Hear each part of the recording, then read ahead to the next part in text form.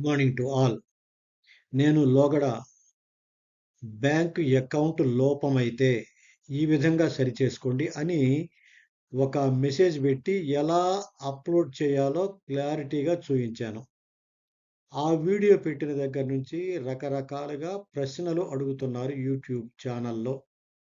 వాటన్నిటికీ సమాధానం చెప్పాలనే ఉద్దేశంతో ఈ యొక్క వీడియోని చేస్తున్నాను.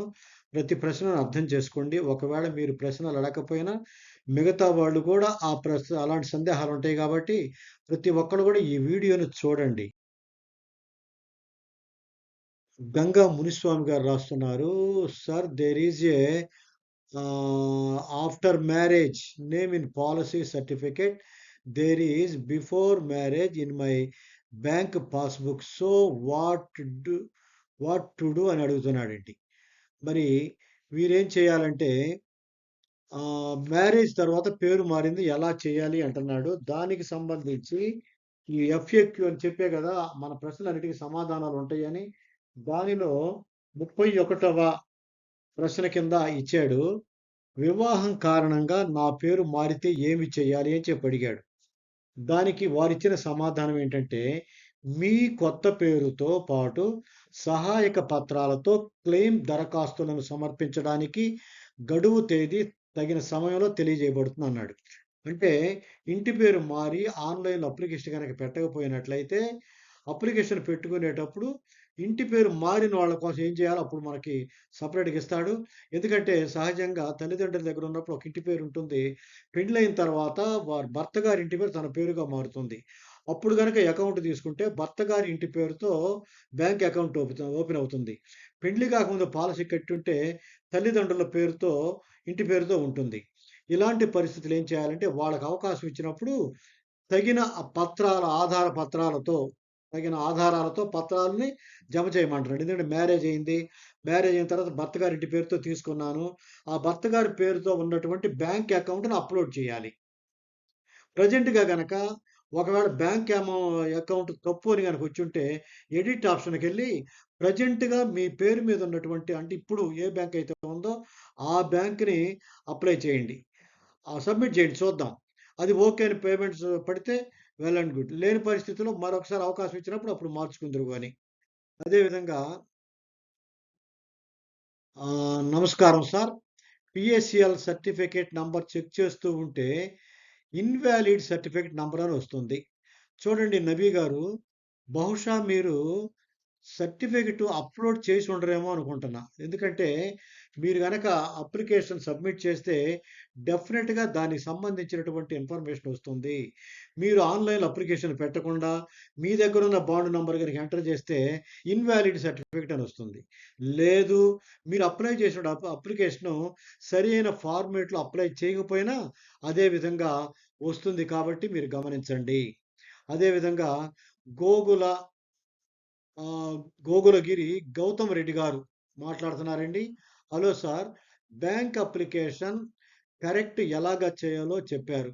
మరి ల్యాండ్ అలాట్మెంట్ వాటికి అంటే ఎడిట్ ఆప్షన్ను రాదు అంటున్నారు. మీరు మరి ఇప్పుడు ఈ వీడియోలో మరి ఎలాగా సార్? మాకు దానికి ఒక సొల్యూషన్ చెప్పండి అంటున్నాడు. అంటే మీరు చెప్పింది ఏంటంటే బ్యాంక్ అలాట్మెంట్ యెస్ అనే దానికి రావటం లేదు. అది లేదంటున్నారు అని అన్నాడు. ప్రస్తుతం కరెక్ట్ చేయటానికి బ్యాంక్ అకౌంట్ తప్పు ఉన్నటువంటి వాటిని సరిదిద్దుకోవడానికి మాత్రమే అవకాశం ఇచ్చాడు. గమనించండి. యెస్ అనే వాటి గూర్చి ఇంకా క్లారిటీ రాలేదు. యెస్ అనే వాటి గూర్చి ఎప్పుడు మీరు చేయాలో ల్యాండ్ అలాట్మెంట్‌కి ఎప్పుడు చేయాలో దాని ఆప్షన్ ఇచ్చిన తర్వాత అప్పుడు సరి చేసుకుందాం. గమనించండి. అదేవిధంగా సార్ కస్టమర్ యొక్క పాన్ అండ్ ఆధార్ లింక్ అయ్యి ఉండాలా అన్నారు. దీనికోసం అయితే అవసరం లేదండి. జనరల్‌గా లింక్ అయ్యి ఉంటాయి. ఇక్కడ బ్యాంక్ అకౌంట్ మార్చుకోవటం కోసం అయితే మీ పాన్ ప్రకారంగా రాసుకోండి. ఆధార్ లింక్‌తో పని లేదు. సంధ్య గారు రాస్తున్నారు. యెస్ ఫర్ ల్యాండ్ అని ఉంది.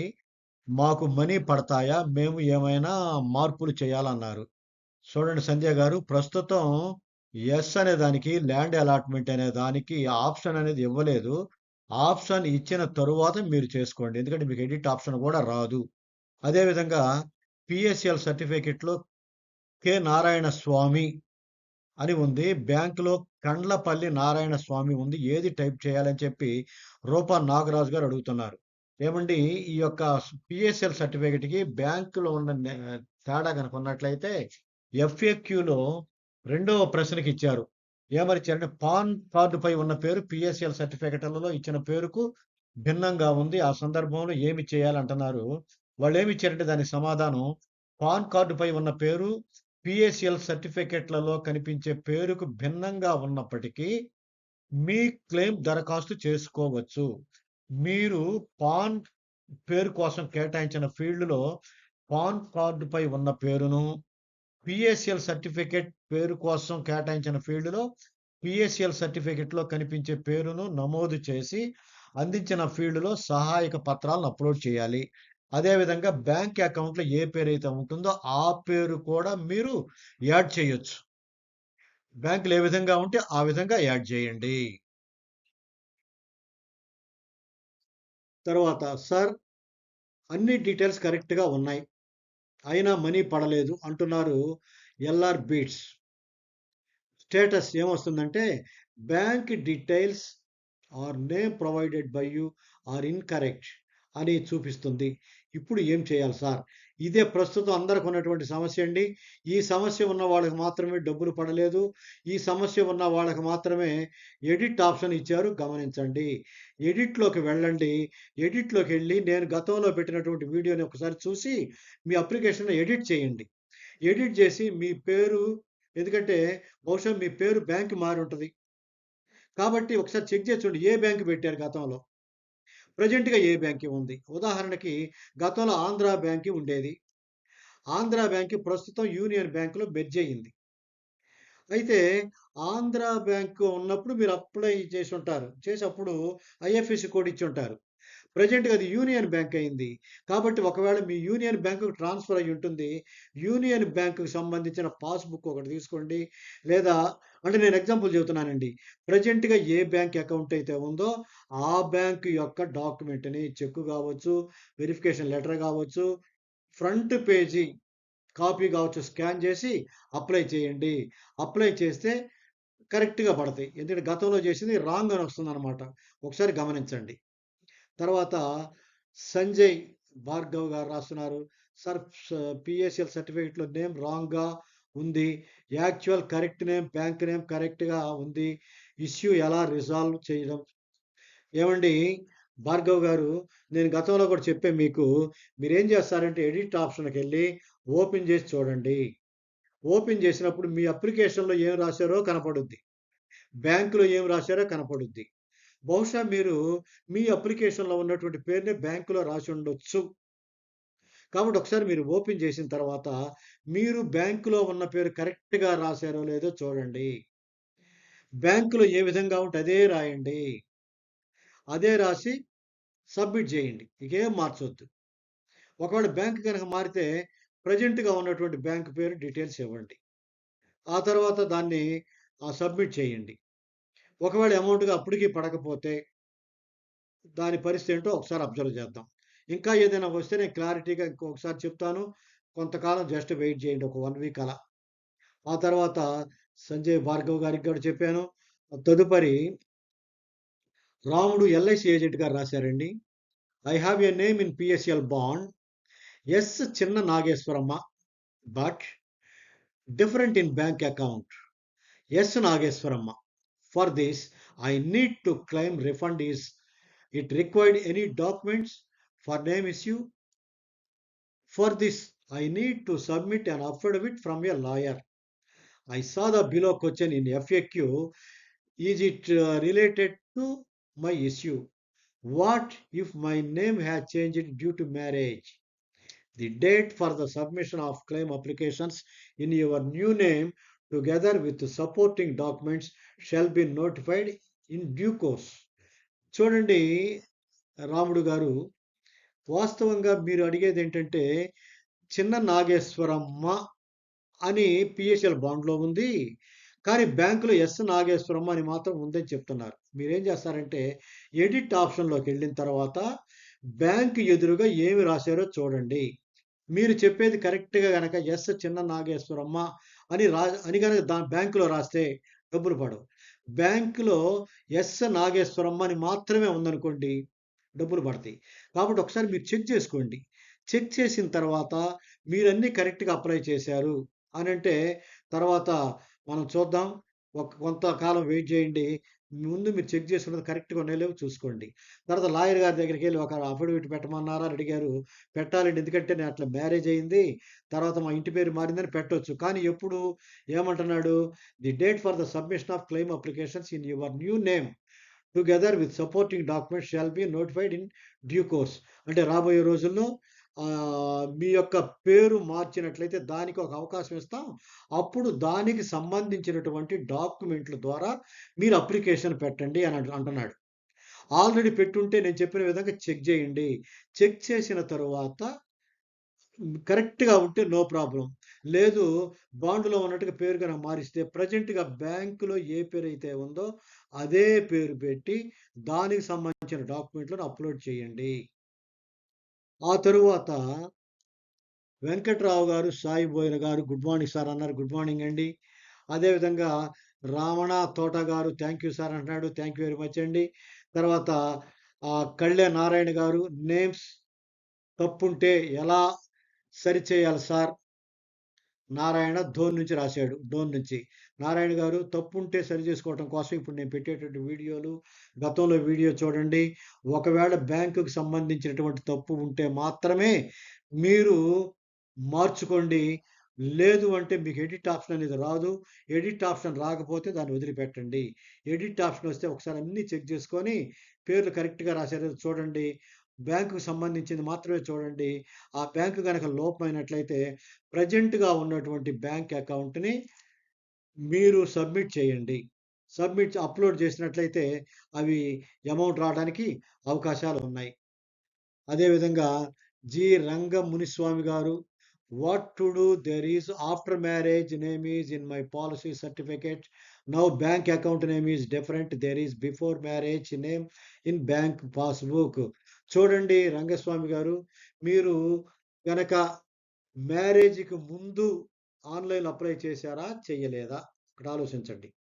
మ్యారేజ్‌కి ముందు ఆన్‌లైన్‌లో అప్లై చేసి ఉంటే, అప్పుడు ఉన్న బ్యాంక్ సర్టిఫికేటు, బ్యాంక్ అకౌంట్ మీరు అప్‌లోడ్ చేసుంటారు. కానీ ఇప్పుడు మ్యారేజ్ అయ్యి బ్యాంక్ గనక మారితే, మీ అప్లికేషన్‌లో బ్యాంక్ అకౌంటే గనక లోపమైతే, దానికి సంబంధించి ఎడిట్ ఆప్షన్ ఇస్తారు. ఆ ఎడిట్ ఆప్షన్‌కెళ్ళి బ్యాంక్ దగ్గర మీరు ఏ పేరు పెట్టారో చెక్ చేయండి. చెక్ చేసిన తర్వాత ఆ బ్యాంక్ ప్రకారం గనక రాకపోతే, ప్రెజెంట్‌గా ఉన్నటువంటి బ్యాంక్‌తో అప్లై చేయండి. ప్రెజెంట్‌గా ఉన్న బ్యాంక్‌తో. నేమ్ అమౌంట్ పడతాయో లేదో చూద్దాం. ఒకవేళ పడకపోతే నేనిట్లా పెళ్లి కాకముందు అప్లై చేశాను. ప్రస్తుతం పెండయింది కాబట్టి క్రొత్త అడ్రెస్‌తో పాస్‌బుక్‌తో అప్‌లోడ్ చేశాను. కానీ నా అమౌంట్ పడలేదు అని ఒక లాయర్ గారి ద్వారా ఒక అఫిడవిట్‌ని చేసి ఈమెయిల్ చేద్దాం వాళ్ళకి. ఈమెయిల్ చేస్తే అమౌంట్ పడటానికి అవకాశాలున్నాయి. ప్రస్తుతం మాత్రం ఒకసారి మీరు చెక్ చేసుకొని చూడండి. ఏముందో చూడండి. దాని ప్రెజెంట్‌గా ఉన్నటువంటి బ్యాంక్ అకౌంట్‌ని అప్‌లోడ్ చేయండి. ఆ తర్వాత గోపాల నాయుడు ఆళ్ళ గారు రాస్తున్నారండి. Good morning sir. నాది బాండ్‌లో నేమ్ గోపాల నాయుడు అని ఉంది. బ్యాంక్‌లో గోపాల ఏ ఉంది ఎగస్ట్రా. నాయుడు అని ఉంది. ఏ అనే లెటర్ మిస్ అయింది. ఇప్పుడు ఏం చేయాలి చెప్పండి సార్. మీరు కూడా అంతే సార్ గోపాల్ గారు. ఎడిట్ ఆప్షన్‌లోకెళ్ళండి. బ్యాంక్‌లో ఏ విధంగా ఉందో చూడండి.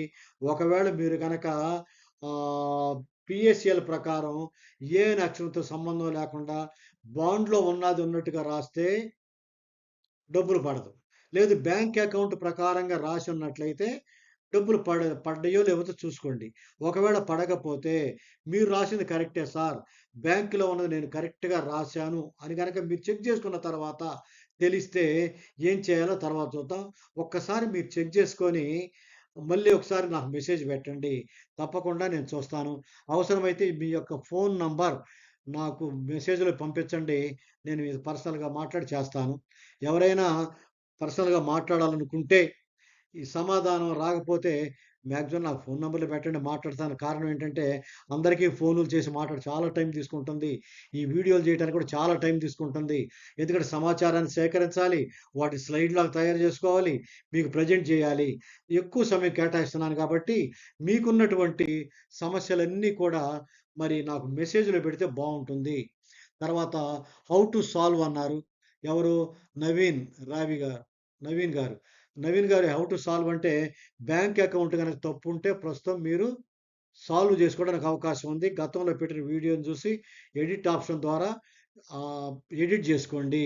Sir good evening. నేను కస్టమర్ బాండ్ కొట్టినప్పుడు ఇన్‌వాలిడ్ పీఎస్ఎల్ సర్టిఫికేట్ అని వస్తుంది. ఏమి చేయాలి అంటున్నాడు. ఇన్‌వాలిడ్ పీఎస్ఎల్ సర్టిఫికేట్ వస్తే ఇందాక మొట్టమొదట చెప్పాను నేను. మీరు ఆన్‌లైన్‌లో అప్లికేషన్ చేసి ఉండరు. పక్కాగా చెప్తున్నాను. ఒకవేళ అప్లై చేసుంటే నంబరు తప్పు కొట్టుంటారు. నంబర్ అనేది యు అనే అక్షరంతో స్టార్ట్ అవుతుంది, గమనించండి. యు అనే అక్షరంతో స్టార్ట్ అయ్యి 10 నంబర్లుంటాయి. ఆ నంబర్ మరలా కొట్టి చూడండి. అప్పటికి గూడా ఇన్‌వాలిడ్ పీఎస్ఎల్ సర్టిఫికేట్ నంబర్ అని గనక వస్తే, మీరు ఆన్‌లైన్‌లో అప్లికేషన్ పెట్టి ఉండలేదు అని చెప్పి అనుకుంటా ఉన్నాను. గమనించండి. తర్వాత నబీ గారు, నమస్కారం సార్. పేరు ఆన్‌లైన్‌లో మార్చుకోండి అని చెప్పారు. అది ఎలాగో అర్థం కాలేదు. బ్యాంకులో అయితే మార్చలేదు. మేము ఆన్‌లైన్‌లో ఎలా మార్చుకోవాలి? చూడండి నబీ గారు, నేను చెప్పిందేంటంటే, బ్యాంక్ ప్రాబ్లమ్ గనక ఉన్నట్లయితే ఎడిట్ చేసే ఆప్షన్ ఇస్తాడు మీకు. ఆ ఎడిట్‌లోకెళ్ళి ఏ విధంగా మార్చుకోవాలో నేను గత వీడియోలో పెట్టాను. ఆ వీడియో మొత్తాన్ని పరిశీలించండి. ఒకటికి 2 సార్లు చదవండి. చదివిన తరువాత మీరు ప్రయోగం చేయండి. అప్పుడు ఎలా మార్చుకోవాలో దాంట్లో నేను క్లియర్‌గా ఇచ్చాను కాబట్టి మీరు అబ్జర్వ్ చేయవలసిందిగా రిక్వెస్ట్ చేస్తున్నాను. బి. వెంకట కృష్ణయ్య గారు, గుడ్ మార్నింగ్ సార్. మన రిజిస్ట్రేషన్ లెటర్‌లో ఇనిషియల్ ఉంది. కానీ బ్యాంక్ ఖాతాలో సర్‌నేమ్ ఉంది. అప్‌లోడ్ చేయవచ్చా సార్ అంటున్నాడు. సార్ చూడండి, మీ బ్యాంక్‌లో ఏ విధంగా ఉంటే ఆ విధంగా పేరు రాయండి. మీరు ఎడిట్‌లో చెక్ చేసే ముందు ఒక్కసారి బ్యాంక్ డీటెయిల్స్ దగ్గర వ్యూలో క్లిక్ చేసి అసలు ఏం పేరు రాసారో చూడండి.